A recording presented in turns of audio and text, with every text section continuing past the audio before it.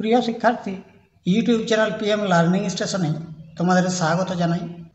আজকের আলোচ্য বিষয় 2 নম্বর স্কুল হেয়ার স্কুল এর অঙ্কগুলি নিয়ে।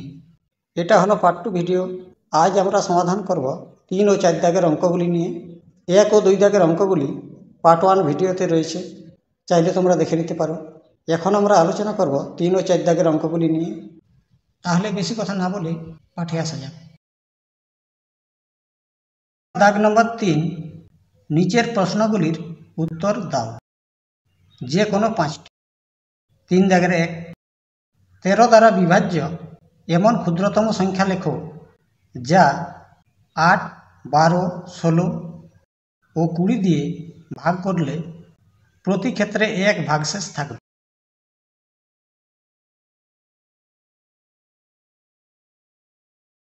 দাগ নম্বর 3-এর 1, প্রথমে আমরা 8, 12, 16, 20 সংখ্যাগুলির লসাগু নির্ণয় করব। 4 চালাবো, 2, 3, 4, 5, 2 চালাবো, 1, 3, 2, 5। তাহলে লসাগু সমান 4 গুণিত 2 গুণিত 3 গুণিত 2 গুণিত 5 সমান সমান 4 দুগুণে 8, 3 8 24, 24 10 240। এবার লিখব 240 গুণিত 1 প্লাস 1 সমান সমান 241। 13 দ্বারা বিভাজ্য 9। এবার 240 গুণিত 2 প্লাস 1 সমান সমান 481। 13 দ্বারা বিভাজ্য। তাহলে যে সংখ্যাটি 13 দ্বারা বিভাজ্য হবে সেটাই হবে নির্ণেয় সংখ্যা।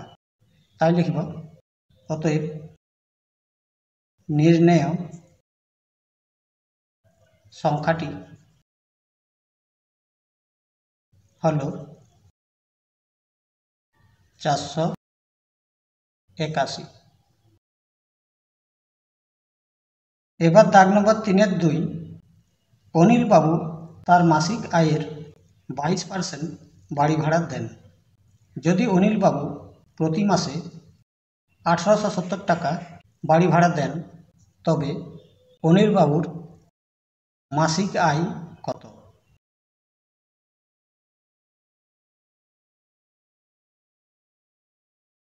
দাগ নম্বর 3-এর 2, তাহলে বলা হয়েছে অনিল বাবু তার মাসিক আয়ের 22% বাড়ি ভাড়া দেয়, অর্থাৎ লিখতে পারি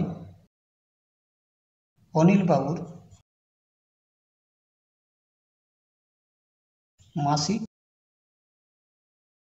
বাড়ি ভাড়া 22 টাকা হলে তার মাসে আয় 100 টাকা। এবার 1 টাকা হলে তার মাসে আয় হবে 100/22। এবার মাসে বাড়ি ভাড়া 1870 হলে তার মাসে আয় 100 গুণিত 1870/22। 11 দ্বারা কাটলে হয় 2, 11 × 11 7, 7 11 77, 0 50 সমান সমান হলো 5 7 85। দুটি শূন্য টাকা। তাই লিখব অতএব অনিল বাবুর মাসিক আয় ৮৫০০ টাকা। এবার দাগ নম্বর ৩-৪ ১৫.৭৭ মিটার লম্বা বাঁশের ২.২৫ মিটার বাদ দিয়ে বাকি অংশকে সমান ৪ ভাগে ভাগ করলে প্রতিটি ভাগের দৈর্ঘ্য কত হবে?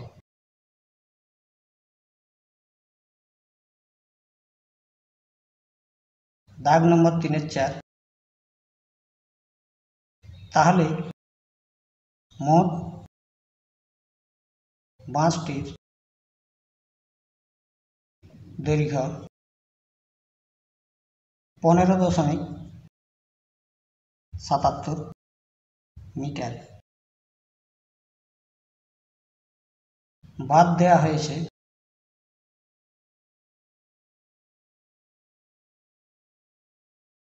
২.২৫ মিটার। বাকি বাঁশের দৈর্ঘ্য ১৫.৭৭ বিয়োগ ২.২৫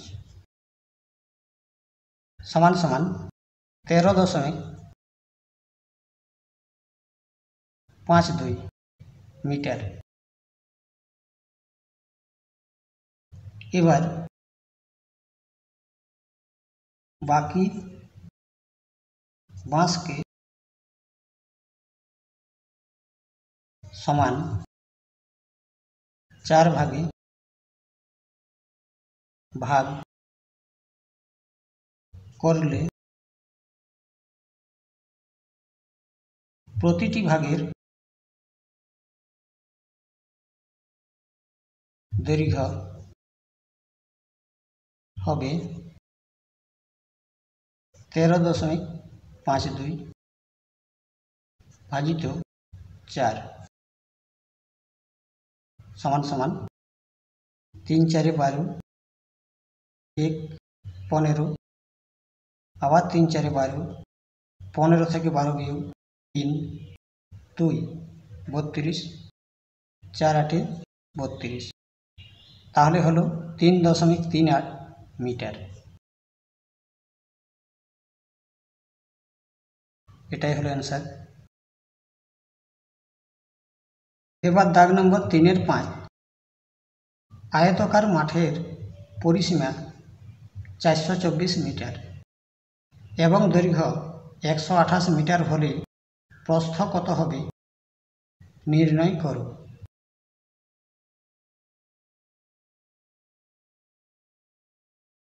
দাগ নম্বর ৩-৫ দেওয়া আছে আয়তকার মাঠের পরিসীমা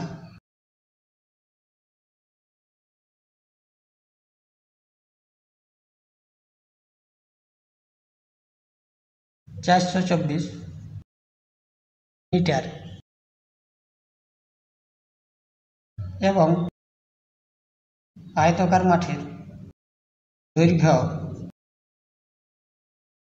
১২৮ মিটার। এবার আমরা জানি 2 দৈর্ঘ্য প্লাস প্রস্থ সমান পরিসীমা, অর্থাৎ 2 × ১২৮ প্লাস প্রস্থ সমান ৪২৪ বা ১২৮ প্লাস প্রস্থ সমান ৪২৪/২ 2 দ্বারা ভাগ করলে হয় ২১২। তাহলে প্রস্থ সমান 212 বিয়োগ 128 সমান সমান 84।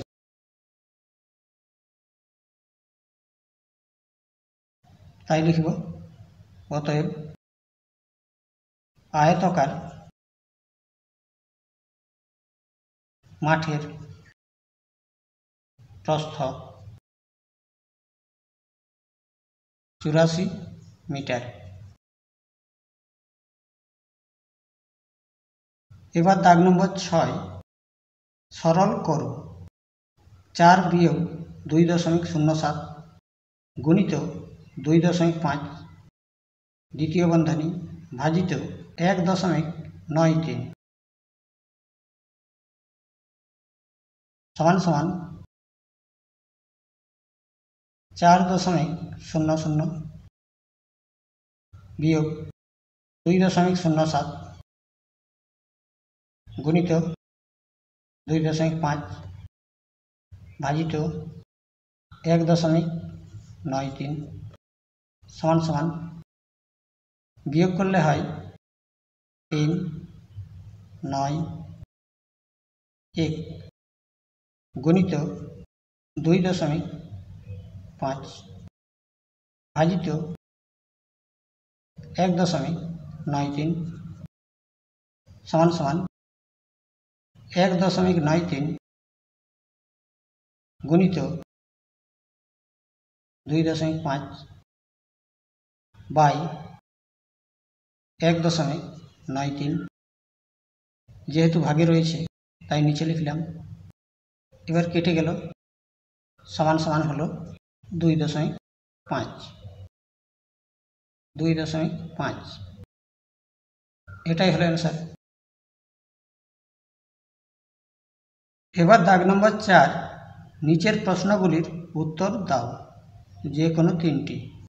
4 দাগের 1, তোমাদের ক্লাসে সপ্তাহে 6 দিনের উপস্থিতির তথ্য নিচে দেয়া হলো। প্রদত্ত তথ্য থেকে একটি স্তম্ভচিত্র অঙ্কন করো।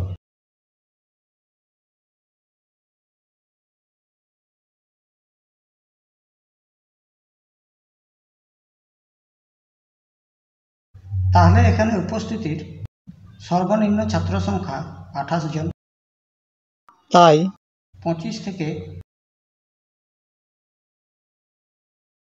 5 ঘর অন্তর একটি স্কেল তৈরি করব।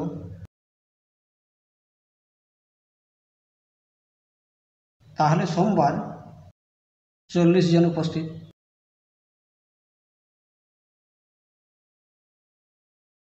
সোমবার। মঙ্গলবার 32,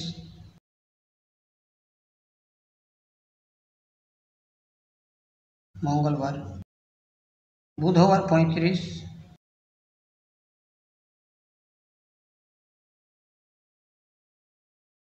বৃহস্পতিবার 46, 45, 50,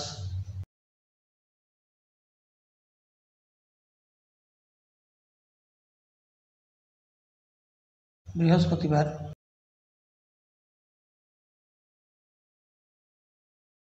শুক্রবার 39,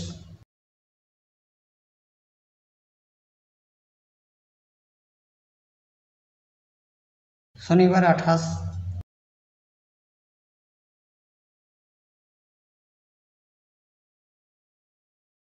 তাহলে এই হলো স্তম্ভচিত্র। এবার দাগ নম্বর 2, 3টি চাকার পরিধি যথাক্রমে 48 ডেসিমিটার, 72 ডেসিমিটার এবং 60 ডেসিমিটার। চাকা 3টি যদি একই স্থান থেকে চলতে আরম্ভ করে তবে কমপক্ষে কত দূরত্ব অতিক্রম করলে প্রত্যেকটি চাকায় পূর্ণ সংখ্যক বার ঘুরবে।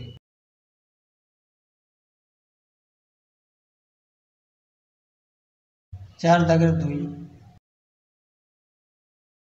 তাহলে প্রথমে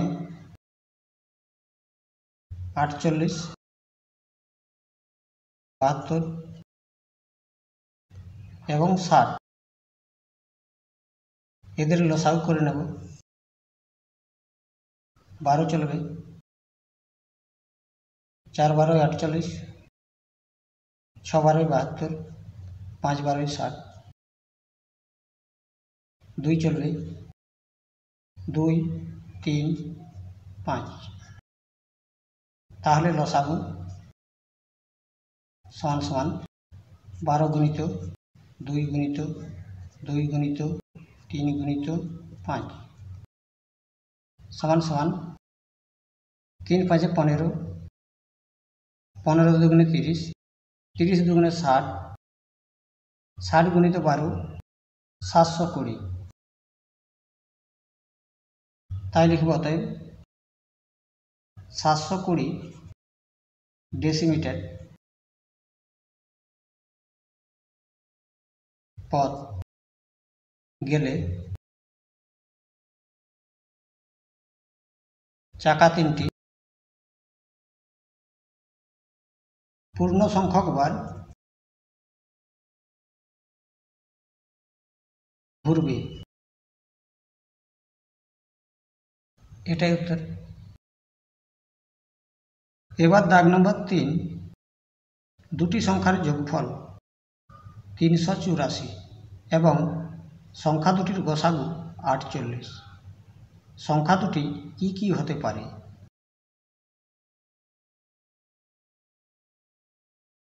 দাগ নম্বর 4 3, প্রথমে সংখ্যা দুটির ভাগ করব। 48 384, 8 চলবে, 8 8 64, 6 4 8 32, 6 38। এবার 8কে পরস্পর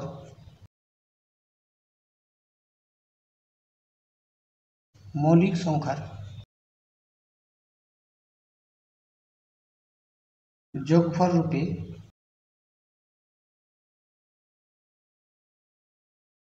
প্রকাশ, অর্থাৎ 8 সমান সমান 1 প্লাস 7, 8 সমান সমান 3 প্লাস 5। এরা হলো পরস্পর মৌলিক। তাহলে সংখ্যা দুটি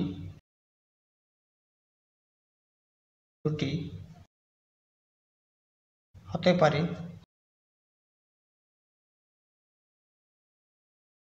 48 গুণিত 1, 48 গুণিত 7, কিংবা 48 গুণিত 3 এবং 48 গুণিত 5 সমান সমান 48 এবং 336, কিংবা 144 এবং 240। এবার দাগ নম্বর 4 4, একটি আয়ত ঘনাকার বস্তুর কটি তল, কটি শীর্ষবিন্দু এবং প্রান্তরেখা সংখ্যা কটি চিত্র অঙ্কন করো।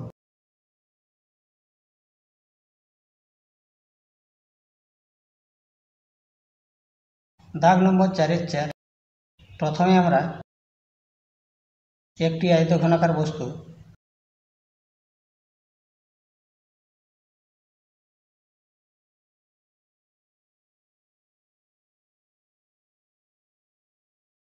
এবার বলা হয়েছে আয়ত ঘনাকার বস্তুর তল সংখ্যা।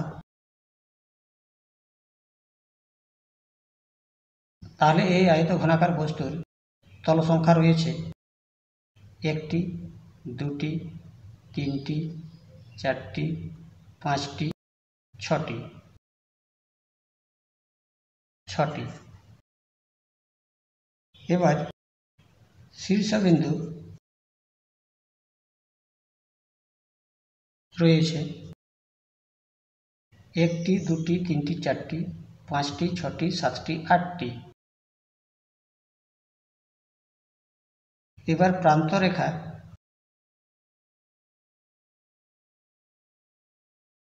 রয়েছে একটি, দুটি, তিনটি, চারটি, পাঁচটি, ছটি, সাতটি, আটটি, নটি, 10টি, 11, 12টি।